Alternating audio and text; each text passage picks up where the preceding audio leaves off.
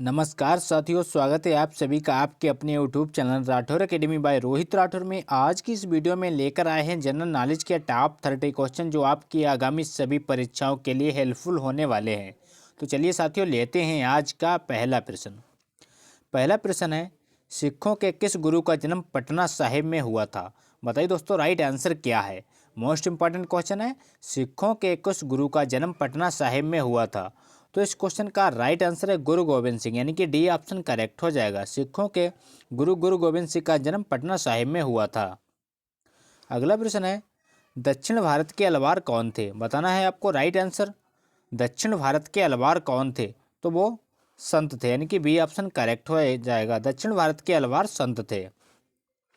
अगला प्रश्न है, निम्नलिखित में से किसका मिलान गलत है? बताना है आपको राइट आंसर क्या होगा। निम्नलिखित में से किसका मिलान गलत है? आपके ऑप्शन है नरसिंह मेहता, गुजरात से संबंधित है, करेक्ट है।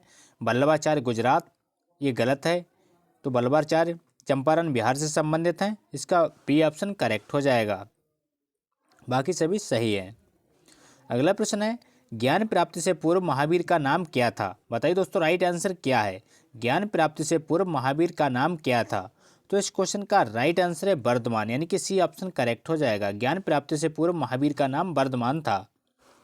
अगला प्रश्न है, निम्न में से कौन सा संत महाराष्ट्र से संबंधित हैं? बताइए फ्रेंड्स राइट आंसर। निम्नलिखित में से कौन संत महाराष्ट्र से संबंधित है? तो इस क्वेश्चन का राइट आंसर है तुकाराम, यानी कि सी ऑप्शन करेक्ट हो जाएगा। संत तुकाराम महाराष्ट्र से संबंधित हैं। अगला प्रश्न है, बुद्ध किस वंश से संबंधित थे? बताइए दोस्तों राइट आंसर। क्वेश्चन है, बुद्ध किस वंश से संबंधित है? मोस्ट इंपॉर्टेंट क्वेश्चन है, बार बार परीक्षाओं में पूछा जाता है। तो इस क्वेश्चन का राइट आंसर है शाक्य, यानी कि बी ऑप्शन करेक्ट हो जाएगा। बुद्ध शाक्य वंश से संबंधित है। अगला प्रश्न है, महावीर का जन्म किस राजघराने में हुआ था? बताइए दोस्तों राइट आंसर। महावीर का जन्म किस राजघराने में हुआ था? तो इस क्वेश्चन का राइट आंसर है क्षत्रिय, यानी कि बी ऑप्शन करेक्ट हो जाएगा। महावीर स्वामी का जन्म क्षत्रिय राजघराने में हुआ था। अगला प्रश्न है, संत कबीर का जन्म कहाँ हुआ था? मोस्ट इंपॉर्टेंट क्वेश्चन है, संत कबीर का जन्म कहाँ हुआ था? आपके ऑप्शन में Varanasi, option B Mathura, option C Hyderabad, option D Delhi. तो इस क्वेश्चन का राइट आंसर है वाराणसी, यानी कि ए ऑप्शन करेक्ट हो जाएगा। संत कबीर का जन्म वाराणसी में हुआ था। अगला प्रश्न है, निम्नलिखित में से किस भक्ति संत ने अपने संदेश के प्रचार के लिए सबसे पहले हिंदी का प्रयोग किया? बताइए साथियों राइट आंसर क्या है। किस भक्ति संत ने अपने संदेश के प्रचार के लिए सबसे पहले हिंदी का प्रयोग किया था? तो इस क्वेश्चन का सही जवाब है रामानंद, यानी कि सी ऑप्शन करेक्ट हो जाएगा। रामानंद ने अपने संदेश के लिए सबसे पहले हिंदी का प्रयोग किया था। अगला प्रश्न है, स्वामी विवेकानंद को विवेकानंद की उपाधि किसने प्रदान की? बताइए दोस्तों राइट आंसर क्या है। मोस्ट इंपॉर्टेंट क्वेश्चन है, स्वामी विवेकानंद को विवेकानंद की उपाधि किसने प्रदान की थी? तो इस क्वेश्चन का सही जवाब है महाराजा खेतड़ी ने, यानी कि सी ऑप्शन करेक्ट हो जाएगा। विवेकानंद जी को स्वामी विवेकानंद की उपाधि महाराजा खेतड़ी ने प्रदान की थी। अगला प्रश्न है, संगीतज्ञ एवं ध्रुपद गायकी तानसेन को कंठाभरण वाणी विलास की उपाधि किसने दी? बताइए दोस्तों राइट आंसर क्या है। मोस्ट इंपॉर्टेंट क्वेश्चन है, बार बार परीक्षा में पूछा जाता है। क्वेश्चन है, संगीतज्ञ एवं ध्रुपद गायकी तानसेन को कंठाभरण वाणी विलास की उपाधि किसने दी थी? तो इस क्वेश्चन का राइट आंसर है अकबर, यानी कि ए ऑप्शन करेक्ट हो जाएगा। कंठाभरण वाली विलास की उपाधि अकबर के द्वारा प्रदान की गई थी। अगला प्रश्न है, मल्लराज शस्त्रपाल के महल में किसकी मृत्यु हुई थी? बताइए दोस्तों राइट आंसर क्या है। मल्लराज शस्त्रपाल के महल में किसकी मृत्यु हुई थी? तो वो हुई थी महावीर स्वामी की, यानी कि बी ऑप्शन करेक्ट हो जाएगा। अगला प्रश्न है, भारतीय पुनर्जागरण आंदोलन के पिता कौन थे? बताइए साथियों राइट आंसर क्या है। भारतीय पुनर्जागरण आंदोलन के पिता कौन थे? तो इस क्वेश्चन का सही जवाब है राजा राम मोहन राय, यानी कि बी ऑप्शन करेक्ट हो जाएगा। क्या हो जाएगा? राजा राम मोहन राय। अगला प्रश्न है, शिकागो के प्रसिद्ध विश्व धर्म सम्मेलन में भारत का प्रतिनिधित्व किसने किया था? बताइए दोस्तों राइट आंसर क्या है। शिकागो के प्रसिद्ध विश्व धर्म सम्मेलन में भारत का प्रतिनिधित्व किसने किया था? तो इस क्वेश्चन का सही जवाब है स्वामी विवेकानंद ने, यानी कि ए ऑप्शन करेक्ट हो जाएगा। स्वामी विवेकानंद के द्वारा शिकागो के प्रसिद्ध विश्व धर्म सम्मेलन में भारत का प्रतिनिधित्व किया गया था। अगला प्रश्न है, बंगाल में भक्ति आंदोलन के प्रवर्तक कौन थे? बताइए दोस्तों राइट आंसर क्या है।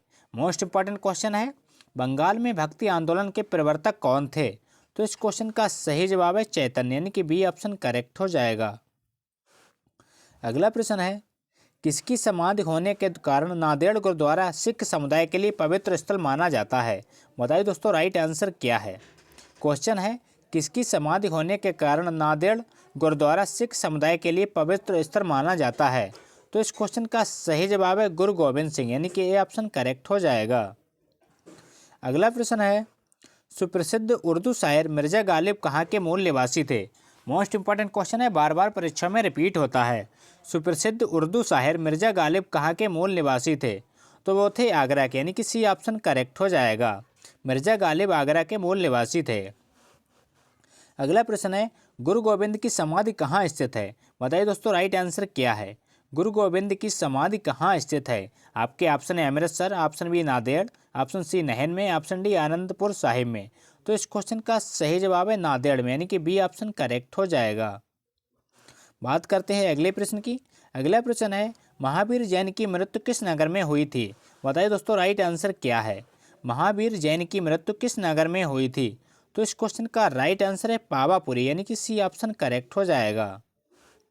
अगला प्रश्न है, ऐसी अर्थव्यवस्था को क्या कहते हैं जिसका शेष विश्व से कोई संबंध नहीं होता? बताइए दोस्तों राइट आंसर क्या है। क्वेश्चन है, ऐसी अर्थव्यवस्था को क्या कहते हैं जिसका शेष विश्व से कोई संबंध नहीं होता? तो इस क्वेश्चन का सही जवाब समृद्ध या बंद अर्थव्यवस्था, यानी कि ए ऑप्शन करेक्ट हो जाएगा। ऐसी अर्थव्यवस्था को समृद्ध या बंद अर्थव्यवस्था कहा जाता है। अगला प्रश्न है, गांधी जी से पहले भारतीय नोट पर किसकी तस्वीर छपी थी? मोस्ट इंपॉर्टेंट क्वेश्चन है, बार बार परीक्षा में रिपीट होता है। गांधी जी से पहले भारतीय नोट पर किसकी तस्वीर छपी हुई थी? तो इस क्वेश्चन का सही जवाब है अशोक स्तंभ की, यानी कि बी ऑप्शन करेक्ट हो जाएगा। अगला प्रश्न है, चिंगम चबाने से कौन सी बीमारी ठीक होती है? बताइए दोस्तों राइट आंसर क्या है। सिंपल सा क्वेश्चन है, चिंगम चबाने से कौन सी बीमारी ठीक होती है? तो वो है यादाश्त, यानी कि सी ऑप्शन करेक्ट हो जाएगा। चिंगम चबाने से यादाश्त ठीक होती है। अगला प्रश्न है, किस जीव की संख्या संसार में सर्वाधिक है? बताइए दोस्तों राइट आंसर क्या है। ऐसा कौन सा जीव है जिसकी संख्या संसार में सर्वाधिक है? तो वो है मछली, यानी कि बी ऑप्शन करेक्ट हो जाएगा। मछली की संख्या संसार में सर्वाधिक है। अगला प्रश्न है, चना में कौन सा विटामिन पाया जाता है? बताइए दोस्तों राइट आंसर क्या है। चना में कौन सा विटामिन पाया जाता है? आपके ऑप्शन है vitamin A, option B vitamin B, option C vitamin C, option D vitamin D. तो इस क्वेश्चन का सही जवाब है विटामिन सी, यानी कि सी ऑप्शन करेक्ट हो जाएगा। हालांकि चना में ये चारों विटामिन पाए जाते हैं, लेकिन विटामिन सी अधिक मात्रा में पाया जाता है, इसलिए सी ऑप्शन करेक्ट हो जाएगा। अगला प्रश्न है, विश्व की किस नदी में हमेशा पानी गर्म रहता है?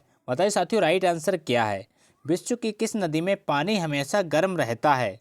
तो इस क्वेश्चन का सही जवाब है नील नदी, यानी कि ए ऑप्शन करेक्ट हो जाएगा। विश्व की नील नदी में पानी हमेशा गर्म रहता है। अगला प्रश्न है, किस भारतीय बैंक की सबसे अधिक शाखाएं हैं? मोस्ट इंपॉर्टेंट क्वेश्चन है और सिंपल सा क्वेश्चन है। किस भारतीय बैंक की सबसे अधिक शाखाएं हैं? तो इस क्वेश्चन का राइट आंसर है भारतीय स्टेट बैंक, यानी कि एसबीआई की शाखाएं सर्वाधिक शाखाएं हैं। इसके डी ऑप्शन राइट हो जाएगा। अगला प्रश्न है, महाराष्ट्र राज्य की राजधानी क्या है? मोस्ट इंपॉर्टेंट क्वेश्चन है, महाराष्ट्र राज्य की राजधानी क्या है?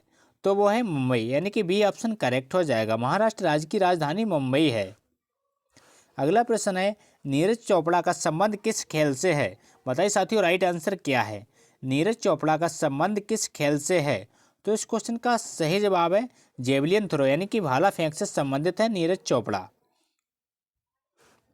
अगला प्रश्न है, 10 का सिक्का बनाने में कितने का खर्चा आता है? बताइए साथियों राइट आंसर क्या है। 10 रुपये का सिक्का बनाने में कितना रुपए का खर्च आता है? तो वो है लगभग 3 रुपये, यानी कि सी ऑप्शन करेक्ट हो जाएगा। लगभग 3 रुपये का खर्चा आता है।